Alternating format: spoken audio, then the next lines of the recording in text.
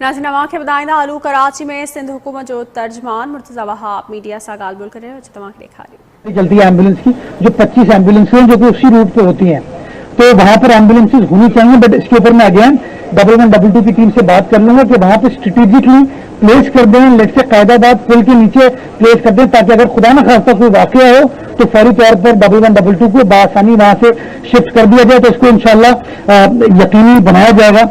जो आपने पेट्रोल की कीमतों की बात की, हमीद भाई, मैं समझता हूं कोई भी हुकूमत नहीं चाहेगी कि कोई नाखुशगवार फैसला किया जाए। हर हुकूमत चाहती है कि अपनी आवाम को रिलीफ दे ताकि लोग उसकी वादा करें। तो कोई हुकूमत जानते हुए कि ये एक बुरा फैसला हो सकता है, सख्त फैसला हो सकता है, हुकूमत ये फैसला नहीं करती। लेकिन जो जिम्मेदार हुकूमतें होती हैं उसकी जिम्मेदारी रियासत के साथ होती है और वो देखती है आगे कि सिचुएशन क्या है। आप मुझे बताएं, ये जो तकलीफ है, मुझे बिल्कुल बखूबी अंदाजा है कि ये जो कीमतों में इजाफा है इससे बड़ी लोगों को प्रॉब्लम होगी, तकलीफ होगी।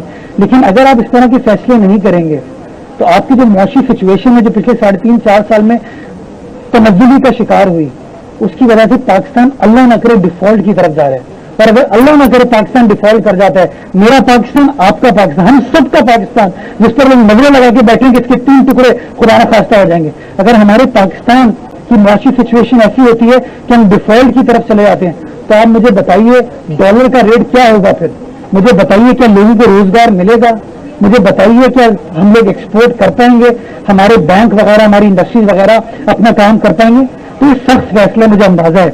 मैं गुजारिश वफाकी हुकूमत से करना चाहूंगा कि जहां हम ये सख्त फैसले करके अपनी मईशत को मजबूत करने के लिए IMF प्रोग्राम की तरफ जा रहे हैं ताकि वो सस्टेन चीजों को किया जा सके, जरूरत इस बात की है कि जो हमारा गरीब तबका है, लो इनकम तबका है और मिडिल क्लास तबका है, उसके लिए कोई ऐसा रिलीफ पैकेज तैयार किया जाए ताकि हम उनको ख्याल रख सकें, उनकी मदद कर सकें, उनको सपोर्ट कर सकें, कोई टारगेटेड सब्सिडी टाइप कोई चीज हो सके ताकि लोगों की तकलीफ में कमी ला सके। और इस कौम से ये वादा करें कि ये जो IMF प्रोग्राम में हम जा रहे हैं, इसके जो एक्चुअल मुहरकात हैं, जो इसके एक्चुअल फवायद हैं, वो एक आम आदमी को मिलेंगे। अगर हम नेक नियति से आगे बढ़े तो ये मुश्किल फैसला है, बिल्कुल है, सख्त फैसला है, लेकिन मैं समझता हूँ इसका जो लार्जर पर्सपेक्टिव है कि अगर चीजें हमारी ठीक हो जाती हैं, हमारी मईशत के हवाले से सर्टेनिटी आ जाती है कि मुल्क अल्लाह ना करे डिफॉल्ट की तरफ जा रहा है, तो मैं समझता हूँ पहला टारगेट हमारा ये होना चाहिए कि रियासत को पहले बचाएं। और जब रियासत बचेगी फिर रियासत की जिम्मेदारी है कि उस 22 करोड़ आवाम में रिलीफ किस तरीके से देने की जरूरत है, वो तमाम रिलीफ दी जाए। शुक्रिया।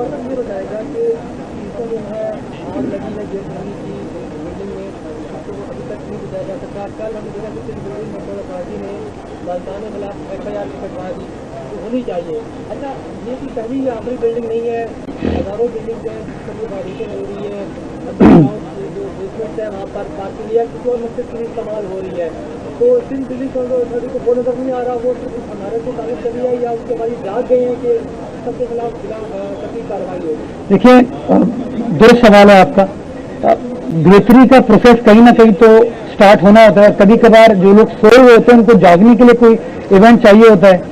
तो शायद ये जो बदकिस्मत वाकया है कश्मीर रोड वाला, ये इस वाकये से सबक हासिल करते हुए इन तमाम ये जो सुपरमार्केट्स खुली हुई हैं इन बिल्डिंग्स के अंदर, उसका एक फायर ऑडिट होना चाहिए। उसका ये ऑडिट होना चाहिए कि आया उसके अंदर बिल्डिंग प्लान की खिलाफ वर्जी है, नहीं है, ताकि आप मुस्तकबिल में इस तरह के वाकयात को रोक सकें। आपने कहा कि आग नहीं बुझी, मैं सबसे पहले तो वो फायर ब्रिगेड के अमले को खिराज तहसीन पेश करना चाहूंगा। देखिए, बात करना बड़ा आसान होती है। मैं गया बेसमेंट के अंदर, मैं मौजूद था उनके साथ, साईं भी कल वहां पर गए थे।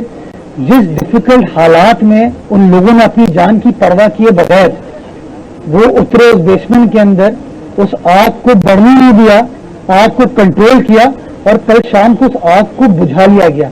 जिस तरह की आग थी, वहां पे तेल पड़ा हुआ था, सैनिटाइजर थे, इलेक्ट्रॉनिक इक्विपमेंट था, वो और फैल सकती थी, पूरी बिल्डिंग को नुकसान पहुंचा सकती थी। लेकिन उसको कन्फाइन थी, कामयाबी थी उस फायर ब्रिगेड के हमले की।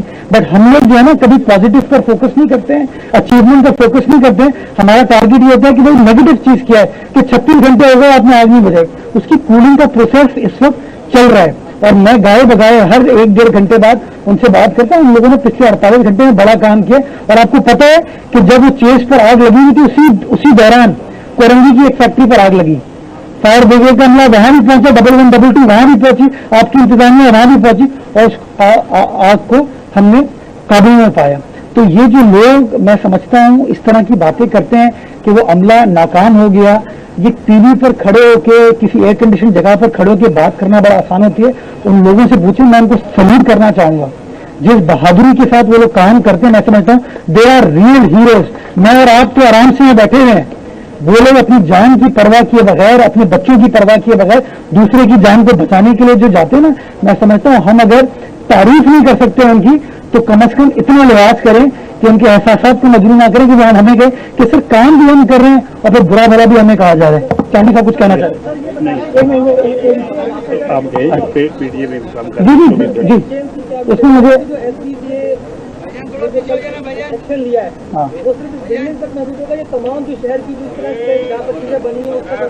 अरे मैं एक चीज मैं मिस कर गया कि जहाँ मैंने अपना फायर ब्रिगेड के अमले की तारीफ की, 1122 की तारीफ की, मैं ओवरऑल पीडीएमए की भी तारीफ करना चाहूंगा कि वो रिहेबिलिटेशन डिपार्टमेंट की, कि वो वहां पर मौजूद थे, जो कुछ करने की जरूरत है वो कर रहे थे और अभी भी मुझे बताया एडवाइजर साहब ने कि वो लोग मौजूद हैं। तो माशाल्लाह एक अच्छी चीज की तरफ हम जा रहे हैं। आइडियली तो ये वाकया नहीं होना चाहिए था।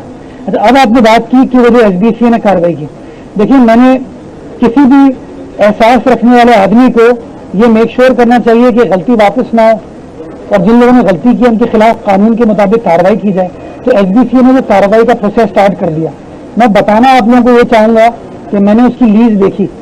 जब लीज देखी उसके अंदर नजर आ रहा है कि basement is meant for parking only. ये डीजी एसबीसी रहे हैं आसिफ मोहम्मद साहब, आपको बताएंगे कि जो डॉक्यूमेंट जो अप्रूवल है वो सिर्फ पार्किंग के लिए था। उस सुपरमार्केट के मालिकान ने उसको गलत तरीके से मिसयूज किया, उसको गलत इस्तेमाल किया। अब उनके खिलाफ कार्रवाई होनी चाहिए और इस वाकये से सबक हासिल करते हुए और जगहों पर अगर इस तरह की चीजें हैं तो मैं समझता हूँ एसडीसीए को उनके ऊपर भी कार्रवाई करनी चाहिए। हमारी सिविल इंतजामिया जो है, डीसी साहबान जो है, कमिश्नर साहब जो है, उनको उसके ऊपर कार्रवाई करनी चाहिए ताकि इस तरह का बदकिस्मत अनफॉर्चुनेट वाकया जो है वो नहीं होता और जिन लोगों ने गलत काम किया उनके खिलाफ कार्रवाई की जाए।